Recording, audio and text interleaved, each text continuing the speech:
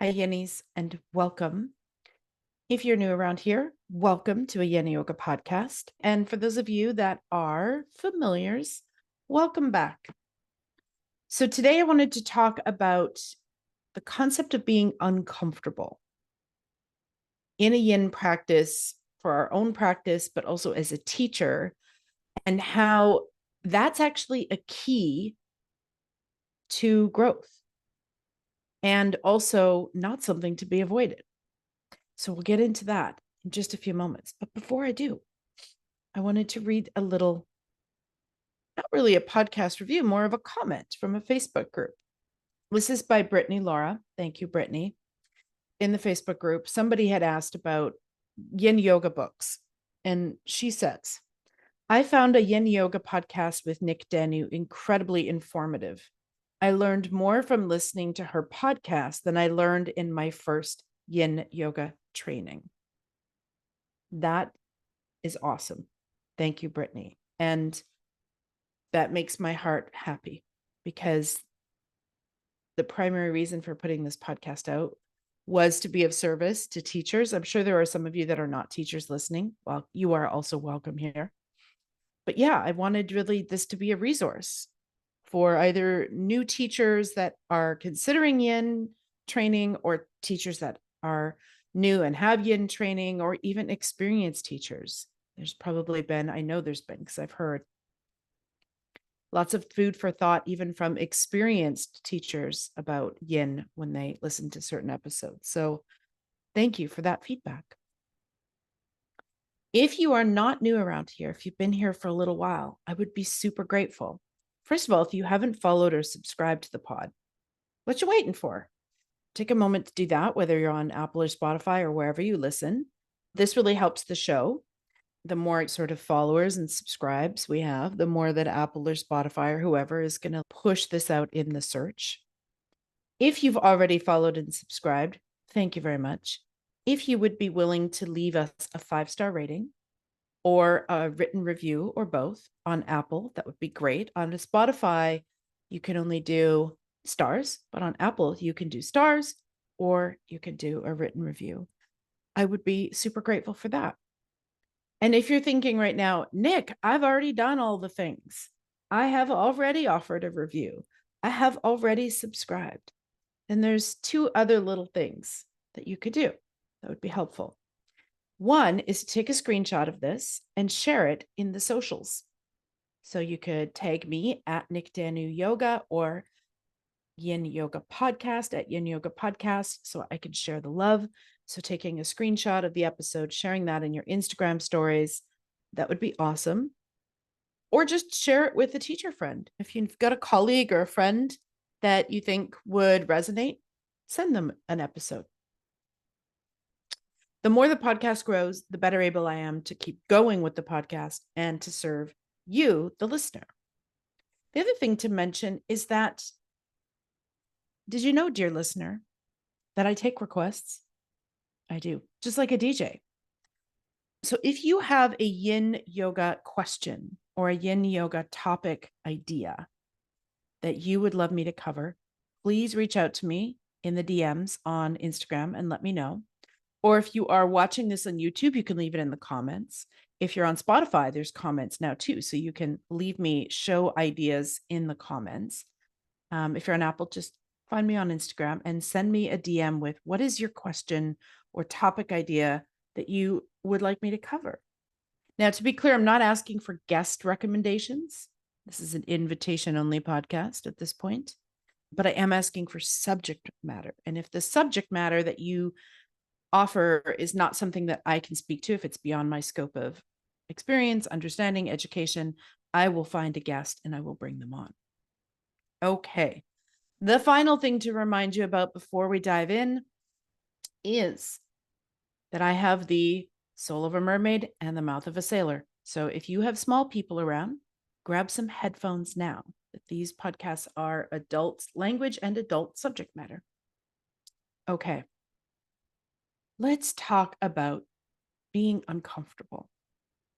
First, I want to split some hairs here. So you'll often hear in Yin circles that Yin Yoga, that there is discomfort. And I'm going to just say the reason that I don't use the word discomfort, and this may sound like nitpicky, but words are really important to me. The reason I don't use the word discomfort is because I feel like most of my students don't actually know the difference between discomfort and pain. They're really unclear on where that boundary is between discomfort and pain. So I don't want to tell my students that experiencing discomfort in their yin practice is normal if they think that discomfort and pain, samesies, right? Then that's not skillful, because no, they shouldn't be in pain. So this is why I tend to use the word uncomfortable instead of discomfort, because most people aren't going to confuse being uncomfortable with pain, right? So that's why I do that. So just to split some hairs, the reason that I prefer uncomfortable is just because it's less likely to be confused with pain than the word discomfort. But we could just say that one is a slightly less formal way of expressing the same thing. So if you do not know this already, Yin Yoga can be pretty freaking uncomfortable. Why is it so uncomfortable? Let's go for the why first, and then we can talk a little bit about the rest. So, in our very busy culture, right, in a culture that most of you listening live in probably some version of a capitalist society, even if you're in Europe, you're in some sort of a hybrid situation there where productivity is valued. And yes, I get that in Europe, you actually have your priorities straight. In Canada here, we're not as go, go, go, go as they are in the States either. Like we know how to take a little more of a chill pill too, but still, we are to some extent busy, right? We're working, we're doing all the things, those of you that maybe have families, you may even have aging parents, you may have both at the same time, and you have careers, and then you have hobbies and all the stuff, right? So in a world where we are always in our yang element, go, go, go, go, go, push, push, push, busy, busy, busy, don't rest until you get sick. I'm sure this sounds familiar. Then when we do take some time, maybe we go to a yoga class or we hop on our mat at home to do a yin yoga practice, and we're not go, go, going, and we're not rushing, and we're not busying ourselves, when we're just still and quiet, then that can be pretty uncomfortable. Anytime we have a new experience or an unfamiliar experience, it's going to be uncomfortable, right? Let's just say I go to a restaurant and I try a kind of food that I've never tried before. Well, I'll probably try it for sure, but I also will have a little bit of being uncomfortable, like not knowing what to order from the menu, and will I like this, and will I consider this a waste of money afterwards? There's going to be some sort of uncomfortableness with trying out a brand new restaurant and a brand new kind of food. Any time in our career where we're going to take things to another level, there's always that bridge of uncomfortable from where we are now to where we want to go. In our relationships, especially, I'll speak of romantic relationships, there's that point in dating where you're like, okay, we're just kind of hanging out, spending quality time, but now we want to get over here to commitment. Well, guess what's in between those two? Being uncomfortable. So we cannot avoid being uncomfortable. Being uncomfortable leads to growth, it leads to experience, and it leads to us sort of evolving and growing as a human being. So it's impossible to not be uncomfortable. This is just life, right? So sometimes the Buddha is quoted as saying life is suffering, but actually suffering is probably not the best word. Softening that to in life there is suffering, or I've heard a lot of scholars say that in life there is being uncomfortable, right? There's discomfort. Of course, there's pain as well and suffering, but being uncomfortable is a part of life. And because most of us are not very comfortable with being uncomfortable, we tend to use kind of coping mechanisms to not have to sit in being uncomfortable. Coping mechanisms like addictions, right? Whether that's, drug addiction, alcohol, shopping, workaholism, sex addiction, et cetera, right? Using a TV, social media, anything can become an addiction. So, we get still and quiet, we get uncomfortable. So we immediately try to soothe ourselves with something else so that we don't have to be uncomfortable. Could be as simple as staying busy all the time, never having quiet in your house. Cell phones, that's a big one. Most of us have some sort of an addiction now to our cell phones.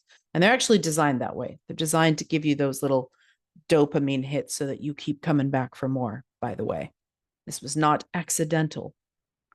So even our cell phone, checking social media or checking our email one more time, or just kind of noodling around on our phone and scrolling, right?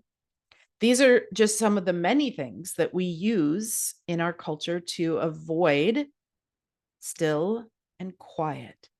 Because what can come up with still and quiet is being uncomfortable. And we are not comfortable being uncomfortable.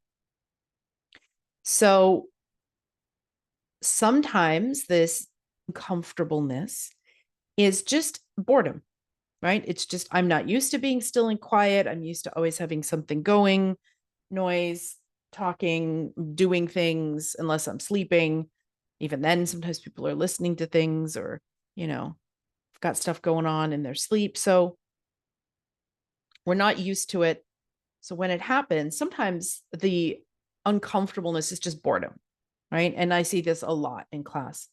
I see it a lot, especially with a certain kind of student that really loves like the fancy sequenced vinyasa classes. Like they're really like the moving quite quickly. They like to have a different sequence each time and almost more like a choreographed dance. For that kind of student that really loves that, Yin's going to be pretty boring. And of course, it's not actually boring. Talk more about that in a moment. It's just a perspective shift. But if you're used to your yoga class being entertaining, then laying around on the floor for minutes at a time might feel kind of boring. If you're used to moving fast, it might be kind of boring. If you're used to the sequence being different each time, then you might find Yin kind of boring. But so that's just boredom. That can come up for sure. That's one of the things in under the umbrella of uncomfortable that can happen in a Yin class. Other things can be people not being comfortable noticing sensations in their body. We're a very sort of head-driven culture. We're not very embodied. And so sometimes for students to even start to begin to drop into their body is uncomfortable because they're like, but I don't feel my breath in my belly. Am I doing something wrong? Do I not breathe the way everybody else does? When the teacher's talking about diaphragmatic breathing and noticing the rise and the fall of the belly, I can't really notice that. And so sometimes not having an awareness of what is happening inside of you when you're being cued or led that way, that can be really uncomfortable. Sometimes just, especially for those real A-type kind of recovering perfectionist folks, sometimes actually just taking time out of your day and giving yourself permission to rest is really uncomfortable. And then there's, of course, the mental and emotional realm, right? We don't often think about how often we think. Some people, we don't realize that, oh my gosh, there is constantly a circus or a soap opera going on in my head. And I don't realize it because in my day-to-day life, I'm just busy. So I don't hear or witness that chatter that's constantly happening in my noggin. And then when I come to a Yin class where it's kind of still and quiet, I'm like, oh my God, is my brain always this noisy?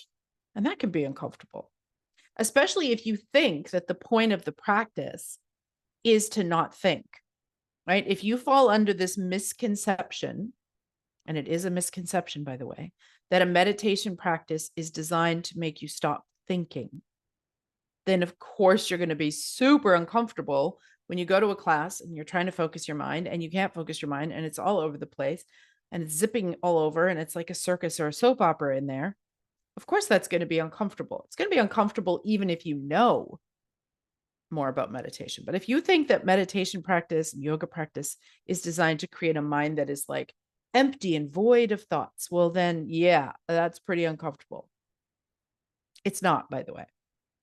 Instead, what we're doing is we're just redirecting our thoughts to something, either an anchor, if you're doing a concentration technique, or if you're doing mindfulness, then you're redirecting your thoughts back to the present moment. But we're not trying to like vacate the mind. In fact, the best way to think is to try not to think. Have fun with that. So that can be uncomfortable.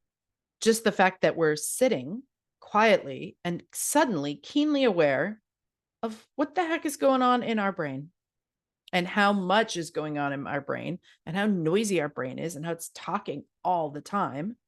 We may not have even been aware of that until we take still and quiet time. I have an acquaintance that I know, and she wrote a blog post a long time ago, which I cannot link because it's long deleted, but she was a regular meditator, like years of meditation practice, multiple 7, 10, 14-day retreats. So like seasoned meditator. So she knew already that her mind is busy, that stuff is always going on in there. But what she wasn't prepared for was when she did her first yin practice, because she had typically done other styles of yoga that were more quick moving and flowy, and where she wouldn't be kind of still and quiet for as long. And so the first time she did a yin practice, I remember her saying to me, like, holy fuck, is my mind always this busy? So even somebody who was a seasoned meditator, who'd been meditating for years and knew on some level her mind is busy, was not prepared for how busy it was when she was doing her yin practice and how challenging that was, even though she had a good meditation practice. So sometimes it's just that, like, we didn't realize before we show up for that class that the mind is so crazy all the time. There's so much going on in there. Very little of it useful, too. I can't remember what the statistic is, but there's some statistic out there that, your mind is going over the same handful of thoughts over and over. It's not like our mind is that busy and we've suddenly solved world hunger, or we've finally realized how we can get everybody to know that actually we're all one and war is unnecessary. It's not like that's what our mind is doing. If that's what your mind is doing, you have permission to think in my yin class. If you come up with those solutions, then just let your mind go run amok. Don't think about it. Don't try to rein it in. Don't use any techniques. If it's solving big world problems, please feel free. But that's not what most of us got going on in there. It's the thinking and planning and list writing and remembering and worrying and future tripping and obsessing and all that, right? So sometimes the uncomfortableness is boredom. Sometimes the uncomfortableness is, oh my gosh, I got to sit here for 60, 75, 90 minutes, whatever, and deal with this brain of mine that I didn't realize was actually completely rebellious and out of control. Sometimes there's also physically being uncomfortable, like feeling a sensation of stretch or compression for like minutes at a time. If that's new to you, that can be pretty uncomfortable.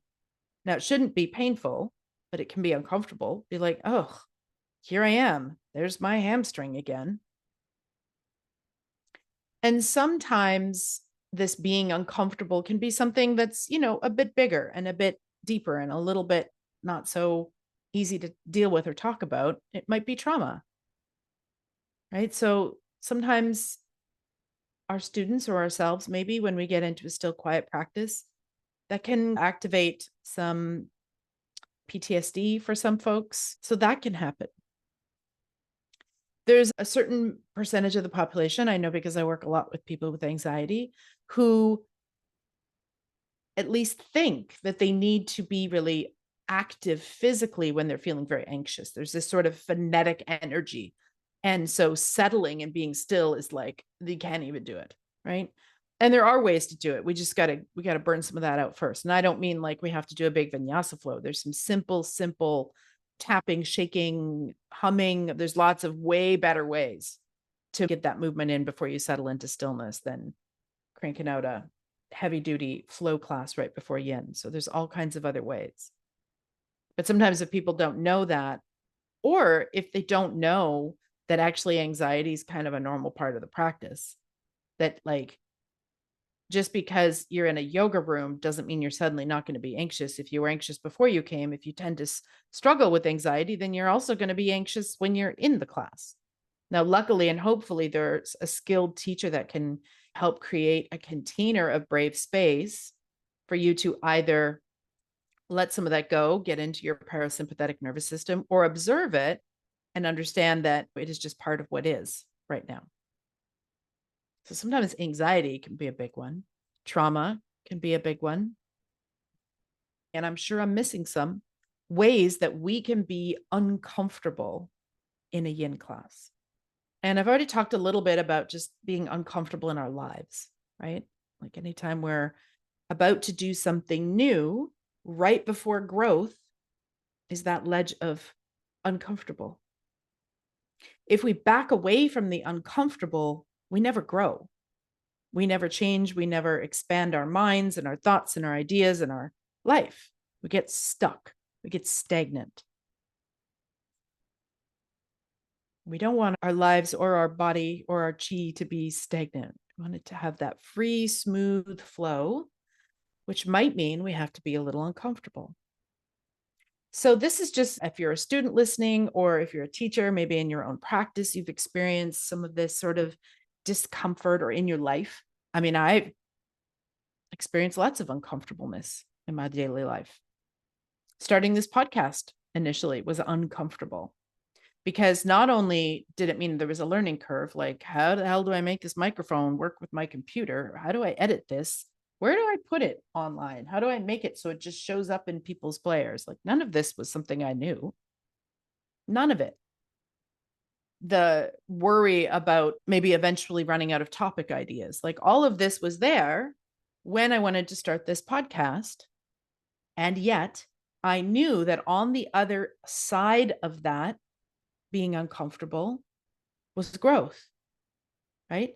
I've gotten a chance to connect with so many more of you and to share so much more knowledge and information that never would have happened if I didn't allow myself to feel that moment, days, weeks, whatever it was, of being uncomfortable and sit with it and go, okay, I'm feeling some fear come up. I'm feeling some being uncomfortable. There's a little maybe nervousness, not quite anxiety, but like nervousness about this. And all of that feels uncomfortable. If I would have stopped there and been like, oh, it's uncomfortable. Okay, forget it. No podcast. Then we wouldn't be here right now.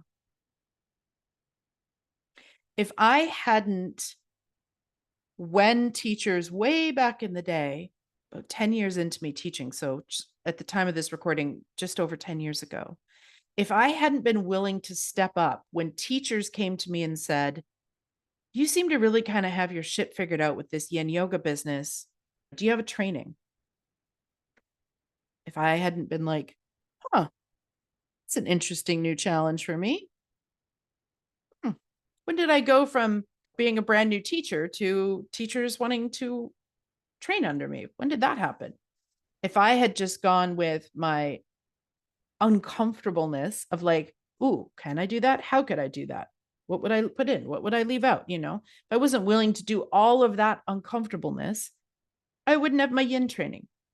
I wouldn't have trained, I don't know how many teachers now in yin. I wouldn't be doing mentorship with teachers if I wasn't willing to first receive that information, feel being uncomfortable, and notice it and observe it and go, okay, I'm feeling uncomfortable, feeling nervous about this. This is unfamiliar. This is something that hadn't occurred to me, but I'm going to sit with it and I'm just going to let it be uncomfortable until it's not anymore and until I decide what I'm going to do.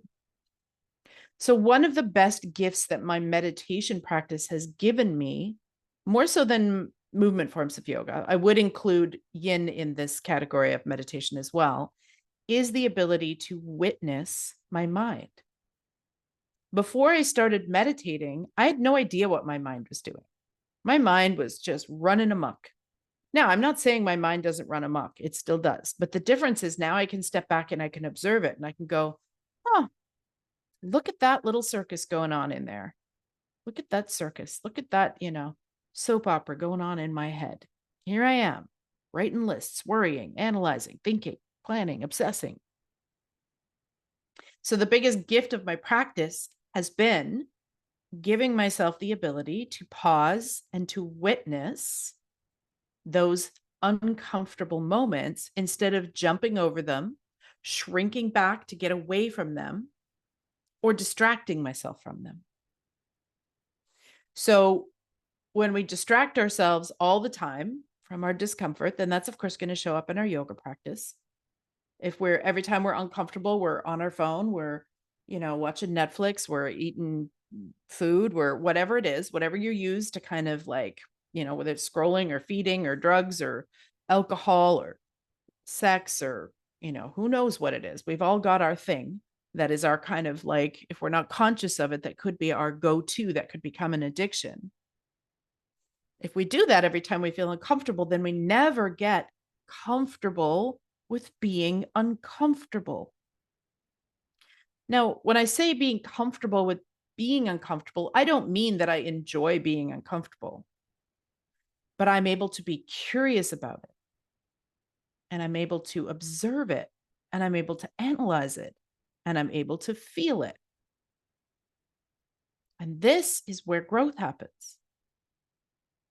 So I wanted to set the stage for all of that before we even talk about the role of the teacher in witnessing other people's being uncomfortable. And I do want to just highlight, and I'll drop them in the show notes, that there are 3, I think, podcast episodes prior to this one that kind of expand on different elements of what I'm talking about in a much deeper way. So there's the mind in Yin Yoga, emotions in Yin Yoga, and then the episode that I did with the lovely Irish lass of Grace Tempany. We did a chat on how to hold brave space. So just know that those are there. And then the other one, so there's 4. The other one that might be helpful, dear listener, if you've not listened to it, I believe is called Dear Yin Yoga Teacher, Please Shut Up, or something like that. I will link those in the episode notes. So if you're on your podcast app, there's always a link to my website, and that's where the full episode notes are, including a video and transcripts and timestamps and all the things. And so these will be here. But if you're just in your podcast app, there's always a link now, at least from now on, also to a Google Doc that I made that has all of my prior episodes in chronological order. And that's just, you could just click on that and you could search some of these out and then find them that way too. So, we've already done some deeper dives into the role of emotions in Yin and the mind in Yin. I'm sure we'll do more over the course of the podcast. We've done like, how do we as a teacher hold brave space? And so those are there for you. But for the rest of our time together for this episode, I want to talk to the teachers who are uncomfortable with your student being uncomfortable, right? So you're at the front of the room and people are settling in, and you can visibly see or feel, if you're more intuitive and empathic or both, your students' uncomfortableness in the practice. And if we're not careful, there can be an urge or a desire to make that feeling, that sensation go away for them, right? If we're uncomfortable with other people's uncomfortableness, so if I look out at my students and see that somebody's uncomfortable and I'm uncomfortable with other people being uncomfortable, then we have a problem, because then I'm going to think that it's my job to fix that situation. I need to read the right poem. I need to talk more because they're uncomfortable with the silence. So I should just fill the silence with words. They're uncomfortable feeling sensation in their body. So I should share a story or quote or something so that they have something else to focus on other than their own body. I'm not saying there's not a time and a place for sharing a quote or a story or whatever, but if you're feeling like every time your students are in a pose, you feel like you want to offer another quote, another poem, you're just like flooding the whole thing in every single pose, that's too much. And so what's happening oftentimes is, and I've actually heard colleagues of mine who studied with Paul Grillet say this, that one of the reasons they share so many readings is because students are uncomfortable with the quiet. And not to be harsh here, but so fucking what? Of course they're uncomfortable with quiet because they're never quiet. Of course, if I never take time to be quiet and just sit still, that's going to be uncomfortable. But how am I ever going to be comfortable with it if I don't go through that initial phase of being uncomfortable? So by you as a teacher constantly trying to pull them out of being uncomfortable as soon as you notice it, you're actually stunting their growth. You are not allowing them the time and the space and the tools needed to be comfortable with being uncomfortable. You are stunting their growth. A child, I'm not comparing our students to a child, but here's an analogy. A child might want to eat sugar all day, every day, no vegetables, no protein, just sugar, sugar, sugar, right? I can relate, dear child. I have struggled with this myself. They may want that. And they might make your life and their life pretty freaking uncomfortable when you say no to that. Does that mean you just give in to them and you say, oh, okay, fine, you're uncomfortable. Here, have another piece of candy. Oh, who cares if you didn't eat your vegetables? Here, have another piece of dessert. No, most of us would be like, no, that's ludicrous. And yet with our students, as soon as they're uncomfortable, we're trying to rush in there and save the day. I am here. I will rescue you from your sensations. I will rescue you from your mind. I will rescue you from the memories that might be coming up and the emotions and all the things. No, don't do that. You're stunting their growth. Because on the other side of that uncomfortableness is learning and growing and knowledge and expanding as a human and healing. For example, within the role of emotion, sometimes when you see someone crying in a yoga class, that might be the only place where they actually feel safe enough or relaxed enough to let that out. So you kind of rushing in to help with that and to make that go away because they're uncomfortable. Oh my gosh, they're emotional. And again, I talked a lot about this in the episode on emotions. So I'm not going to go into it a ton as far as like actual practical tips you can use as a teacher. But if you're going to rush in there and try to save the day, they're never going to have that time to grieve. Or if they are like a really A-type personality and they're a little high strung, this got to be affecting their life. And so if you never allow them in your yoga class that opportunity to notice, wow, my mind is always going and I got a lot of judgments about rest and about being still and being quiet. I got some stories about that maybe aren't so healthy. Then how are they going to ever take that lesson out into their life?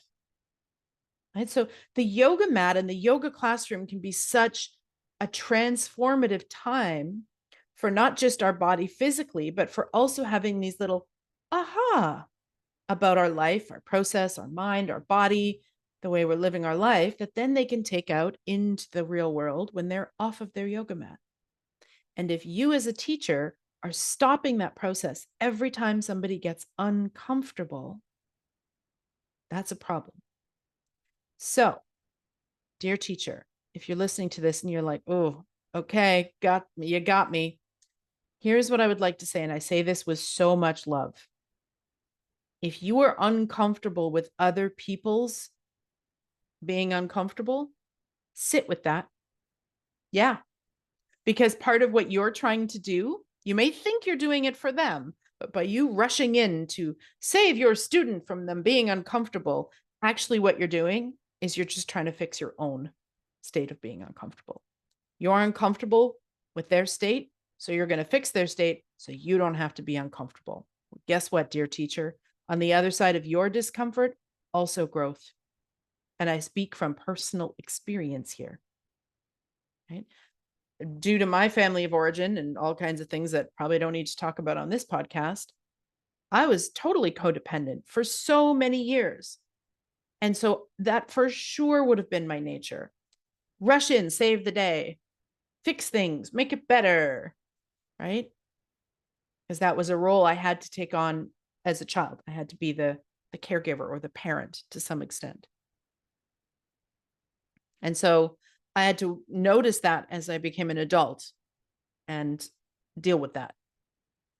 And so through my journey as a teacher, I no longer feel uncomfortable when other people are uncomfortable in the class. I just don't feel it anymore. But the reason I don't is because I sat with it when it came up. I sat with it being uncomfortable and I observed it and I analyzed it and I gave myself space for it without having to do anything about it. I just noticed, wow, I'm really uncomfortable with this other person's mental, emotional, whatever state is going on here. I had to just witness that, to admit it, to sit with it, and to not do anything about it. So now when these uncomfortable situations come up in my classroom, I feel an immense amount of compassion for the student, but I'm not going to baby them. Now, if somebody is dealing with some serious emotional stuff and some trauma, and they do reflect that with me after class, they let me know about that. I might think, I think it's wise to have some cards for therapists in your back pocket that you can hand out to people. You can, if they share that information with you, you can say, do you have support with that? And here's a recommendation. Again, in the episode on emotions, I go into this in much detail, so I'm not going to do that now. But it's not your job, dear teacher, to make your students comfortable. Now, I'm not saying the asana here, okay? Just to be clear. If someone's leg is hanging up in the air and they can't get into the pose because they're just so uncomfortable, yeah, I'm going to go give them a prop so that they can physically settle into the shape. So that's not the kind of uncomfortable I'm talking about, just to be very clear. I'm all about let's use the props. Let's get people as comfortable as you can be physically in that shape. But what I'm talking about is the other kind of uncomfortable that comes up. The boredom, the fidgety, the thoughts, the emotions, the, traumas, all of that stuff, right? That is part of the practice. Being uncomfortable with still and quiet and what may arise in the students because of that still and quiet. Again, the Yin Yoga practice isn't causing any of this. This is already there, right? They're already uncomfortable. What's happening is we're just removing all of the fluff and the excess stuff of life, and we're simplifying and we're allowing them to be still and quiet. And that's why suddenly they're like, oh, this is here. Huh. I hadn't known this was here because I'm always so busy distracting myself and being busy and using all my unhealthy coping mechanisms that I've never actually sat and observed. All this stuff is coming up, right? So that's part of the practice. Interoception and awareness of what is happening on the inside of you is not always comfortable. And, for those, I was talking earlier about those kind of vinyasa bunnies, the ones that are just like always want to go to a vinyasa class and they always want it to be different each time. And that's like their primary style. And nothing wrong with that. We are where we are in our journey. Do your thing.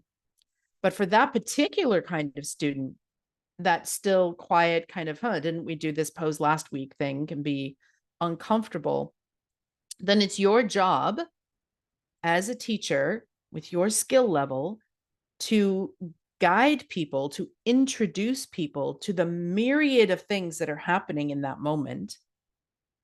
So If you're truly being aware, you can't be bored in any moment because there's so much going on. You just have to learn to tune your mind to what is going on. So maybe they're not moving quickly from pose to pose, and so they find like that they're getting bored. Well, then it's my job as a teacher to give them other guideposts that they could observe with their mind, other than the fancy flowy practice and getting hot and sweaty, right? I need to talk about the sensations in their body. I need to guide them about that. I need to guide them about mindfulness of the present moment, what's happening in the room, et cetera, et cetera. I need to guide them that about their mind and the fact that actually boredom is just a thought in your mind.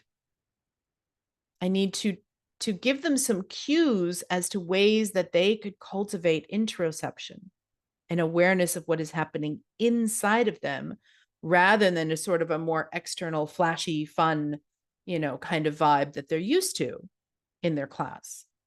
That it's my job as a guide and a teacher to introduce them to all that is present and the richness of that practice in that moment, and all of the things that their mind could go to, all of the sensing and noticing that they could be doing if they were just more aware that that was happening. That is my job as a teacher. So it is not my job to rush over and take away their discomfort. Not my job. Now, I'm not talking physical discomfort here, just to be very clear. I don't want somebody coming back at me saying, well, you said people should just suck it up and be uncomfortable. I'm not talking about the physical poses here. I'm talking about the mental, emotional uncomfortable. Of course, if somebody's physically uncomfortable, I'm actually going to go make them comfortable, because I don't want that pose in that way to be such a distraction that they don't get any of the deeper benefits of yin, which in my opinion are the mental and emotional realm, right? The physical part's great, but like it's kind of only 1/3 of the whole equation. So I'm going to get them comfortable enough there so that they can do this interoception, awareness of their mind, et cetera, et cetera. So I'm not going to rush over anytime somebody is emotional. I'm not going to try to fix somebody's boredom by talking and blithering on incessantly and telling stories and sharing way too many quotes. Those are a natural part of the practice. Silence and uncomfortableness with the quiet and the still is part of the practice. That's a big part of what yin is. Yin yoga is a quietly unearthing practice. I'm not going to take that away from people. I might explain some things. If I see that, I might be like, hey, just not to an individual, but to the class in general.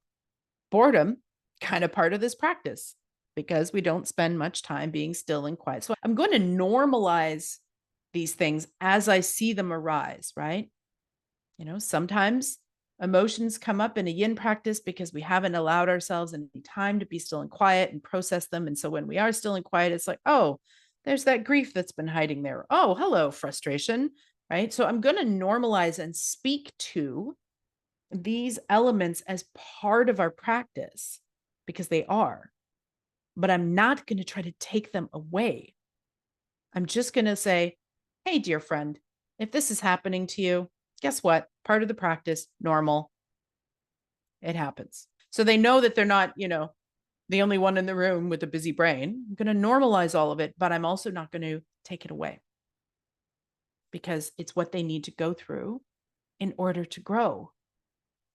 I remember one time a student coming, and I do a little check-in at the start of class, and her saying that she was really, really anxious, and so anxious she didn't know if she'd be able to stay.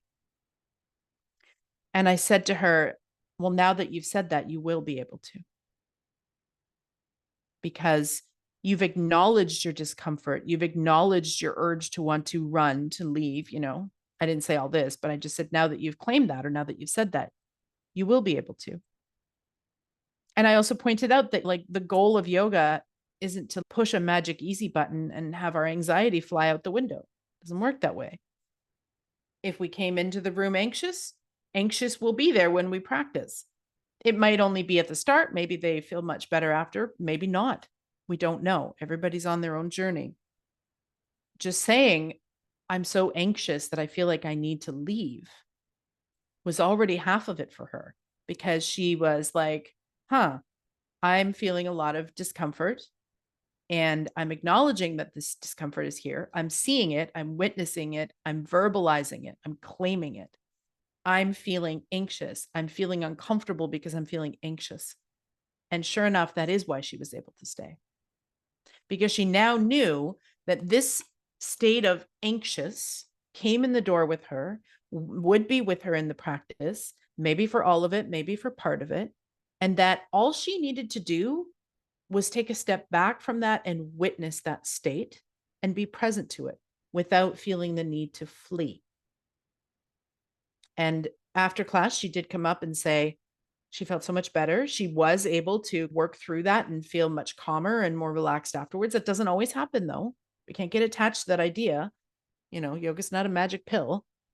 Sometimes it could take months of classes before somebody, is able to not feel anxious after class.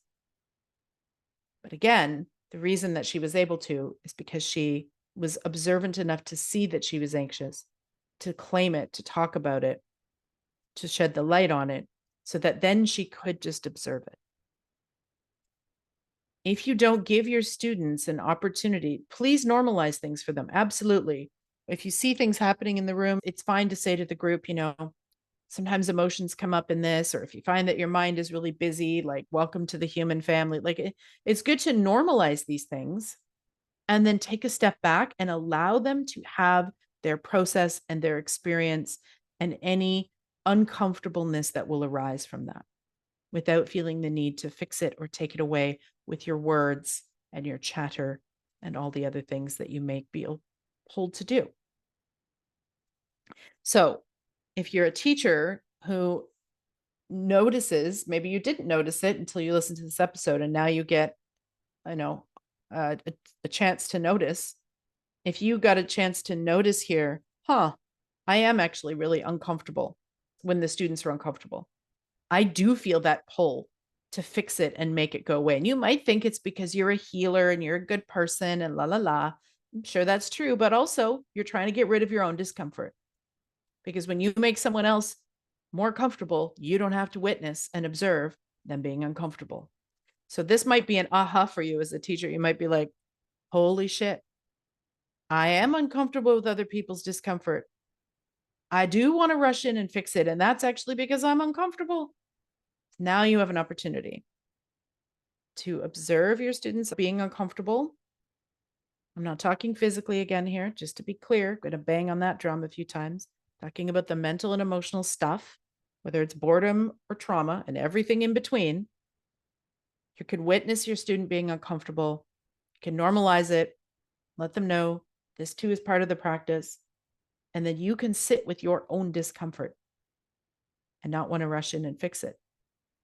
And gradually, you won't be uncomfortable anymore with other people's uncomfortable. So as a teacher now, I'm no longer uncomfortable with other people's being uncomfortable. I notice it. I speak to it. If it's in a general way, I don't call anybody out. In a general way, if I see things coming up, I'll mention them and how this is part of the practice and, can we observe it, etc.